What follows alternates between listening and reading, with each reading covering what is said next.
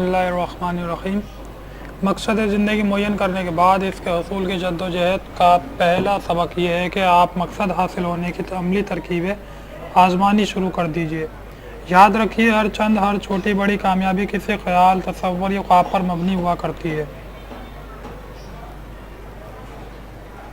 मगर इस ख्वाब को अमली हकीकतों के साथ मरबूत करना पड़ता है, वरना मायूस कुन बनकर रह जाता है। चुनांचे ज़रूरी है कि इंसान जो काम कर रहा हो उसके अमली तकाज़ों को हर वक्त पेश नज़र रखे, वरना ख्वाब हकीकत की शक्ल इख्तियार ना कर सकेगा। अलबत्ता अगर हसूल मकसद की जद्दोजहद में कामयाबी भी हासिल हो जाए तो इसके बाद भी इस हकीकत पसंदाना रवैये की वजह से उसके कदम जमे रहेंगे। उसका सही तरीन तरीका यह है कि आप हसूल मकसद की जद्दोजहद शुरू करते ही उसकी माहियत को पूरी तरह समझने की भरपूर कोशिश करें। मेरा मतलब यह है कि आप इसका करीब तरीन से मुकम्मल और मुफस्सिल जायज़ा लें, बिल्कुल इसी तरह जिस तरह हम किसी इंसान के चेहरे मोहरे की शिनाख्त करने के लिए उसे अपने सामने बिठाकर उसको गैर नज़र से देखते हैं। आपको अपने मकसद के हसूल की मुहिम शुरू करने से पहले उस पर पूरी तरह गौर करना चाहिए, उसके मज़म्मरात को समझना चाहिए और उसके सिलसिले में पेश आने वाली तमाम मुश्किलात और दुश्वारियों से निपटने के लिए पहले ही से तैयार हो जाना चाहिए। ये एक ठोस अमली काम होगा, इसलिए इसके तहरीरी हिदायत दे देना काफ़ी नहीं होगा। मैं आपको अमली तरीका बताता हूँ।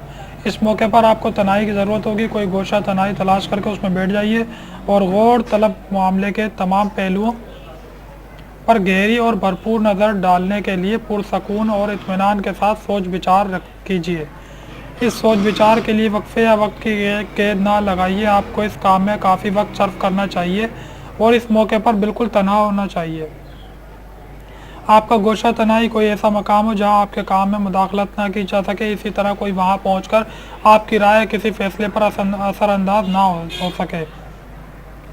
आपको वाकिफ़ कारों, दोस्त, अहबाब और अजीज़ व अकरबा सबसे मुकम्मल तौर पर मुंतका और बेताल्लुक़ हो जाना चाहिए। आप अपने मौजूदा माहौल से निकलकर कम अज़ कम एक हफ़्ते, बिल्कुल एक महीने किसी ऐसी जगह गोशा नशीन रहिए जो ज़्यादा से ज़्यादा खामोश और पुरसकून हो।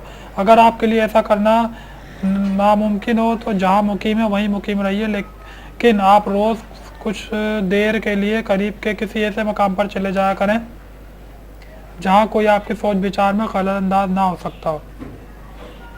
इस पुरसकून मकाम की तनाइयों में जब आप अपने मसले को रू दर रू देखेंगे तो हो सकता है ये बहुत कुछ बदला हुआ नज़र आने लगेगा। इस असल में तब्दीली मसले और इसकी नोयत में नहीं होगी, बल्कि आपका अंदाज़ नज़र खुद इस्लाही की वजह से बदल जाएगा।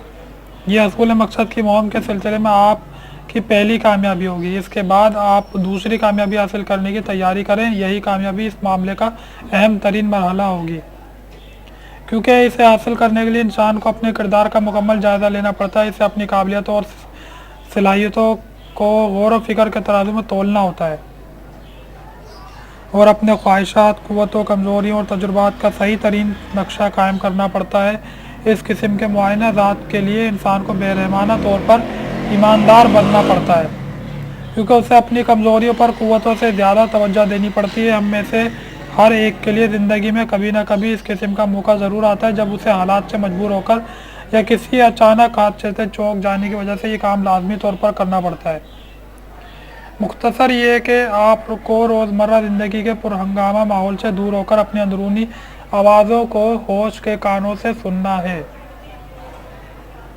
ये आवाज़ें आपके नाम, आपकी पोशीदा क़ुव्वतों के क़यामात होंगे। इनका मौजू ये होगा कि किसी तरह अगर आपको अपने फ़हम की इस्लाह मकसूद है, अगर आप हसूल मकसद की हकीकी लगन रखते हैं, अगर आप पेश नज़र मसले के सही कदोखाल देखने के लिए बेकरार हैं, तो पुरसकून और खामोश गौर व फिक्र के इन लम्हात में अपने खदशात और गौर व फिक्र को अपने से दूर कर दीजिए।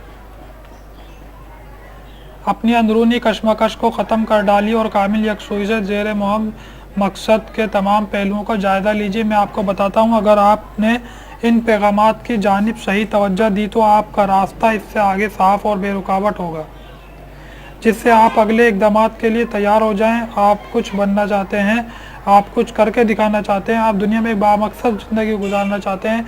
ये ख्वाहिश बड़ी नेक बल्कि मुक़द्दस है।